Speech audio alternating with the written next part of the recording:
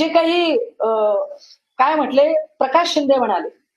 प्रकाश शिंदे काल माध्यमांशी बोलत होते. खरं तर यांच्या आता सातबारा वगैरे बदलण्याच्या हालचाली चालू झाल्या. बघा प्रवास कुठून कुठपर्यंत सुरू झालाय. बावनकुळेंच्या पोरात तासात प्रवास होता की ती गाडी त्याची नाही, मग गाडी मित्राची पण तो बसलेला नाही, मग तो मागच्या सीटवर आला, मागच्या सीटवर पुढच्या सीटवर आला. हीच गोष्ट आता इथे होते. आधी प्रकाश शिंदे, तो प्रकाश शिंदे नाही, मग प्रकाश शिंदे हो तोच आहे, मग तोच प्रकाश शिंदे आहे पण ती माझी जागा मी दुसऱ्याला तिथे हॉटेलच नाही किंवा माझी जागा मी दुसऱ्याला दिली. माध्यमांनी जरा कॅमेरे झूम करावेत कारण मला हे लाईव्ह दाखवायचं आहे. मला माध्यमांना हे आपण दादा आपण ना याच्यामध्ये बघा, आपण गुगलमध्ये जातो.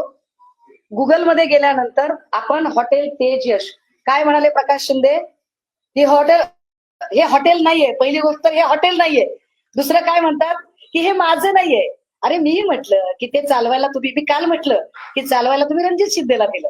रणजित शिंदे म्हटलाय बाबा मला अडकू नका, माझा संबंध नाहीये. बघा आता तू मे काय सुरू झाली ती.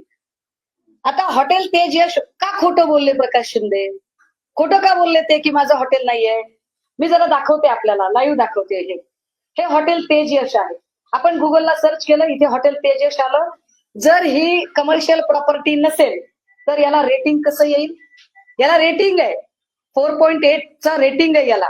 ओके, इकडे डायरेक्शन आहे, व्हॉट्सअप आहे, म्हणजे बुकिंग, ऑनलाईन बुकिंग घेता येते. ठीक आहे, शेअर आहे, वेबसाईट आहे, त्याचा मॅप दाखवलेला आहे रिसॉर्टचा. ठीक आहे, आता हे विशेष आहे. याला आपण क्लिक करून बघूया. व्हॉट्सअपला आपण क्लिक केलं.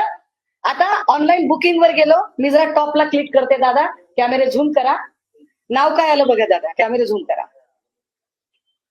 प्रकाश शिंदे असं नाव येते याच्यावर. Prakash Shinde. Still Prakash Shinde is owner of that property. Still Prakash Shinde. अजूनही प्रकाश शिंदेच हॉटेल चालवतात कारण प्रकाश शिंदेचा फोन नंबर आला, प्रकाश शिंदेचं नाव आलं, डायरेक्ट ऑनलाईन बुकिंग वर आलं. आता मी याचा डीपी क्लिक करते. हा डीपी मी क्लिक केला. काय आलं याच्यात, हे हॉटेल तेज यश, त्यांच्या 2 मुलांची नावं. आताही प्रकाश शिंदेना खोटं बोलायचंय. तुम्ही हे डिलीट करू शकता. त्यामुळे मी याची स्क्रीन रेकॉर्डिंग करून ठेवली आहे कारण तुम्ही हुशार लोक आहात. माझे भाऊ म्हणजे हुशार असतात, काही प्रश्नच नाही. त्यामुळे हुशार भावांची हुशार बहीण, मी याचं स्क्रीन रेकॉर्डिंग केलंय. त्यामुळे आता तुम्हाला हे बदलता येणार नाही. आणि इथलं प्रकाश शिंदे, याच्यातला फोन नंबर कुणाला हवा असेल बघा. काय फोन नंबर आहे, 9423925593. रिपीट करू, डबल एकदा रिपीट करते कारण तुम्ही माझ्या प्रामाणिकपणावर शंका घ्यायची नाही.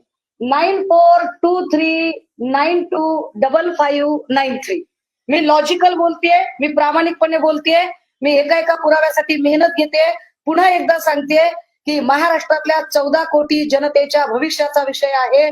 आमची महाराष्ट्रातली पोरं तुम्ही देशोधडीला लावणार आहात का. आणि असा ड्रग्ज मधनं कमवला पैसा मग इलेक्शन मध्ये 22,000ला मत तर सोपी गोष्ट आहे हो. काय 22,000ला मत, 25,000ला पण मत घेऊ शकतात. आता काही प्रश्न शंभूराज देसाईंच्यासाठी. काल शंभूराज देसाई फार मोठं बोलायला लागले होते.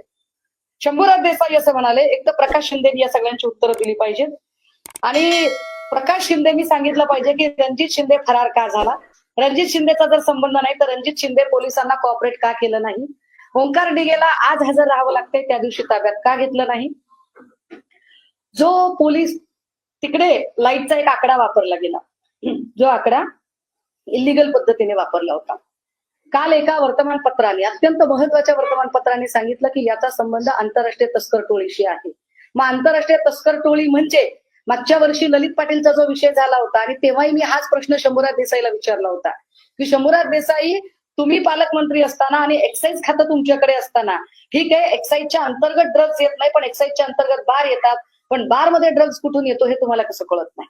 आता पुन्हा मी प्रश्न विचारते की शंभूराज देसाई असं म्हणतायत की नाही त्यांच्यावर मी पाटण कोर्टात केस टाकली आहे. तुमच्या केसला मी घाबरत नाही, त्याला लिगल उत्तरं देईल. पण तुमच्या केसमध्ये मी कुठेही जामीन मागितला नाही, मी कुठेही माफी मागितलेली नाही. हे ऑन कॅमेरा सांगितलं पाहिजे. आणि मागणार नाही आयुष्यात. माझ्या पाठीला कणा आहे, रबर नाही. माझे इमान जिवंत आहे. माझे इमान तुमच्यासारखं मेलेलं नाहीये. ज्युडिशियल काय काय झालं त्याच्या सगळ्या प्रोसेस मी सांगू शकते, पण मॅटर ज्युडिशियल आहे. तुम्हाला जरी लिगलचा रिस्पेक्ट नसला तरी तो माझ्याकडे आहे, त्यामुळे मी त्यावर इथे वाच्यता करणार नाही. पण तुम्ही काल इतकं मोठं मोठं बोलत होता, तर पालकमंत्री म्हणून तुम्हाला काय ढेकलं कळलं? काय ढेकलं माहितीये तुम्हाला? तुमच्या पालकमंत्रीच्या म्हणून असणाऱ्या तुमच्या टेरिटरीमध्ये दोन महत्वाच्या गोष्टी आहेत. एक मिनी स्वित्झर्लंड असलेलं पर्यटन स्थळ महाबळेश्वर पाचगणी, आणि दुसरं 105 TMC पाणी क्षमता असणारं कोयना धरण. ज्या कोयना धरणाच्या परिक्षेत्रामध्ये 75 मीटरच्या एरियस मध्ये कुठलीही कमर्शियल किंवा रेसिडेन्शियल प्रॉपर्टी बांधता येत नाही, तरी सुद्धा 5 मीटरच्या आत ही प्रॉपर्टी कशी बांधली गेली? तुम्ही लोकांच्या जीवाशी खेळता? तुम्हाला ऑब्जेक्शन नाही घेता आलं? तुमच्या इंजिनियर्सनी तुम्हाला सांगितलं नाही? नसेल सांगितलं तर मी सांगते, चला असं गृहीत धरते की सांगितलं नाही लोकांनी. ताकद आहे तुमची पालकमंत्री म्हणून त्या सगळ्या इंजिनियर्सना आत्ताच्या आत्ता डिसमिस करायची? हिंमत आहे तुमच्यामध्ये पालकमंत्री म्हणून या सगळ्या गोष्टींवर कारवाई करायची की कोणी कोणी कसल्या कसल्या परमिशन दिल्या आहेत त्या सगळ्यांमध्ये, की 75 मीटरच्या एरियामध्ये बांधकाम करता येत नसताना हे जे काही केलं त्याच्यावर तुम्ही काय करणार आहात ते त्याच्यावर उत्तर द्या. तुमच्या जिल्ह्यामध्ये एवढी मोठी ड्रगची फॅक्टरी चालत होती, त्याच्यावर मुंबईचे लोक कारवाई करायला आले, पण साताऱ्यातले तुषार दोषी कारवाई करत नाहीत. यावर तुम्ही काल तुषार दोषींना काही बोललात का? तुषार दोषींशी तुम्ही काही चर्चा केली का? तुषार दोषीने तुम्हाला काही उत्तरं दिली का? यावर जाहीर येऊन बोला. तुम्ही बोलायची गरज आहे, कारण तुम्ही पालकमंत्री आहात.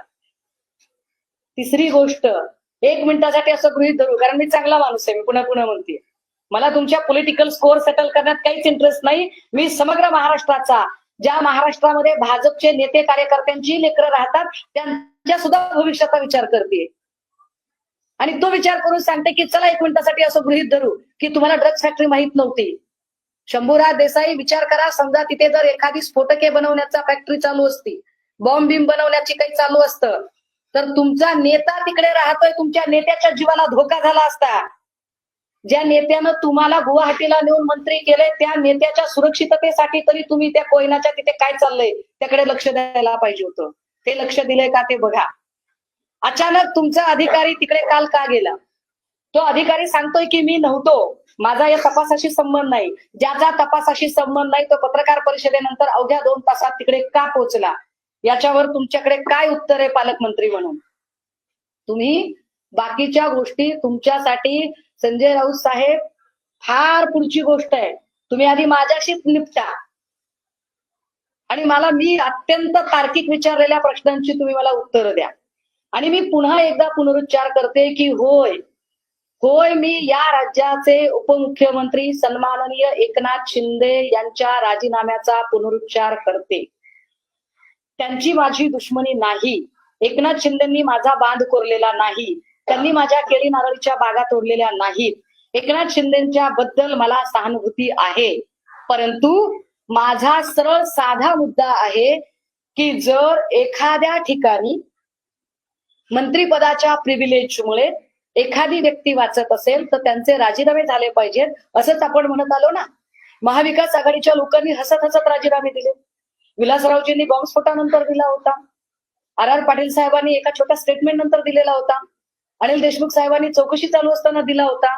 त्याने काय फरक पडतोय? आता सुद्धा आपण वाल्मिक कराडच्या निमित्ताने धनंजय मुंडेंचा राजीनामा घेतला होता. पार्थ पवार, जिकडे प्रत्यक्ष अजित पवार यांचा संबंध नाही तरी सुद्धा अजित पवारांचा राजीनामा मागितलाच गेला ना. मग प्रकाश शिंदे तर आपले सख्खे भाऊ आहेत, जे आधी प्रकाश शिंदे वेगळाच माणूस आहे अशी स्टोरी चालू होती. आता ते प्रकाश शिंदे जर प्रकाश झोतात आलेले आहेत आणि त्यांच्यावर कारवाई करताना आपण DCM असल्याचा प्रभाव तपास यंत्रणेला प्रभावित करू शकतो असं वाटत असेल, आणि आपल्याला खरंच सर्वसामान्यांचं सरकार म्हणून सर्वसामान्यांच्या लेकरांची काळजी असेल, तर तो तपास निष्पक्ष पद्धतीने होण्यासाठी आपण काही काळ बाजूला थांबावं. आपली आणि अमित शहाची चांगली ओळख आहे,